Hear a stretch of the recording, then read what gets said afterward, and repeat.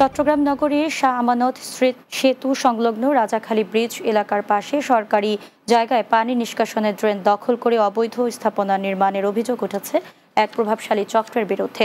স্থানীয়দের অভিযোগের ভিত্তিতে দুপুরে চট্টগ্রাম সিটি কর্পোরেশনের এক্সিকিউটিভ ম্যাজিস্ট্রেট চৈতি সর্ববিদ্যার নেতৃত্বে পরিচালিত হয় এই উচ্ছেদ অভিযান। এ সময় তিনি জানান, ফুটপাত বা পানি নিষ্কাশনের ড্রেন দখল করে জনদুর্ভোগ সৃষ্টি করলে তাদের বিরুদ্ধে কঠোর ব্যবস্থা নেওয়া হবে। চট্টগ্রামের সাতকানিয়ার কেরানীহাট এলাকায় সড়ক ও জনপদ বিভাগের জায়গা এবং ফুটপাত দখল করে গড়ে ওঠা শতাধিক অবৈধ স্থাপনা গুড়িয়ে দিয়েছে যৌথ বাহিনী। উপজেলা প্রশাসন, সড়ক ও জনপদ বিভাগ, হাইওয়ে পুলিশ ও সেনাবাহিনীর যৌথভাবে এই উচ্ছেদ অভিযান পরিচালনা করেন।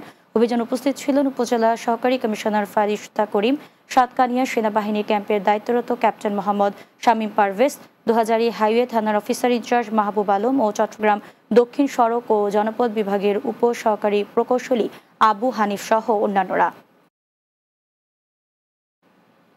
চট্টগ্রামের পশ্চিম বাকুলিয়ার ১৭ নম্বর ওয়ার্ডের একতরফা বিতর্কিত কমিটি অবিলম্বে বাতিলের দাবিতে সভা ও বিক্ষোভ মিছিল অনুষ্ঠিত হয়েছে। পশ্চিম বাকুলিয়া ওয়ার্ডের ত্যাগী নেতাকর্মীদের অংশগ্রহণে বাকুলিয়া এক্সেস রোড এ প্রতিবাদ সভা অনুষ্ঠিত হয়। এতে সভাপতিত্ব করেন চট্টগ্রাম মহানগর বিএনপির সাবেক বন ও পরিবেশ বিষয়ক সম্পাদক সৈয়দ আমিন মাহমুদ। বিশেষ অতিথি ছিলেন চট্টগ্রাম মহানগর বিএনপির সাবেক গণশিক্ষা বিষয়ক সম্পাদক মোহাম্মদ ইব্রাহিম বাচ্চু, চট্টগ্রাম মহানগর বিএনপির সাবেক সহ যুগ্ম সম্পাদক বিষয়ক সম্পাদক মোহাম্মদ ইসমাইল বাবলু সহ অন্যান্যরা।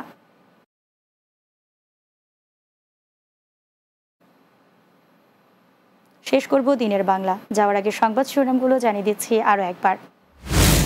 মার্কিন উপপররাষ্ট্রমন্ত্রী ক্রিস্টোফার ল্যান্ডাউয়ের সঙ্গে জাতীয় নিরাপত্তা উপদেষ্টার সাক্ষাৎ, রোহিঙ্গা সংকট ও দক্ষিণ এশিয়ার পরিস্থিতি নিয়ে আলোচনা। আওয়ামী লীগ সরকার দেশের শিক্ষা ব্যবস্থা পরিকল্পিতভাবে ধ্বংস করেছে, মন্তব্য ডক্টর মঈন খানের। স্কুল সরকারি হয়েছে ঠিকই, ক্লাসে যায় না শিক্ষক শিক্ষার্থীরা। গুম কমিশনে আসা অভিযোগের প্রমাণ পাওয়া গেছে, জানালেন কমিশনের সভাপতি। গুমের শিকার ব্যক্তিদের সম্ভাব্য ৪ ধরনের পরিণতি হয়েছিল।